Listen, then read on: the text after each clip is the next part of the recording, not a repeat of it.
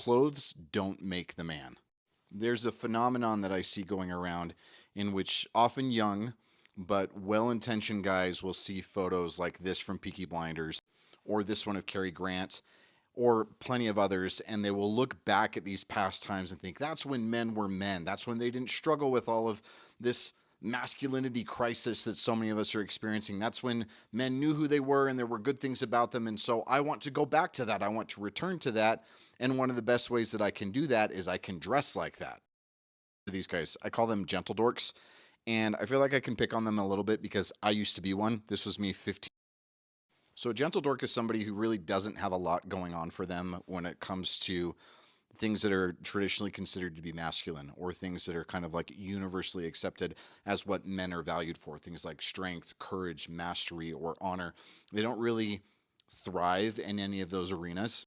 A lot of times it's nice guys, or it's guys who are kind of doormats, or it's guys who are a little bit nerdier, or guys who are a little bit scrawnier, or whatever else. They just don't really have a lot of like these core masculine virtues. And one of the ways that they try to make up for it is by dressing in a way that feels like it is holding on to what that good masculinity was. They see themselves as modern day gentlemen, but there's a whole lot more emphasis on the gentle than there is on the man.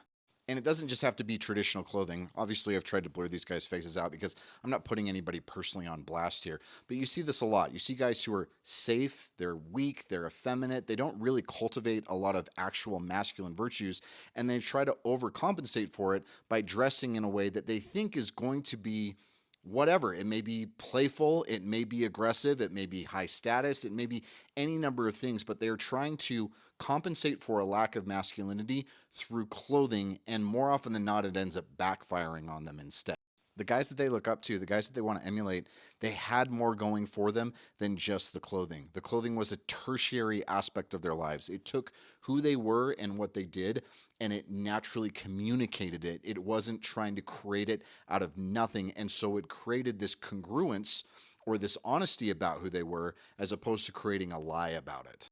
No, I've certainly got a long way to go still. I think most of us do.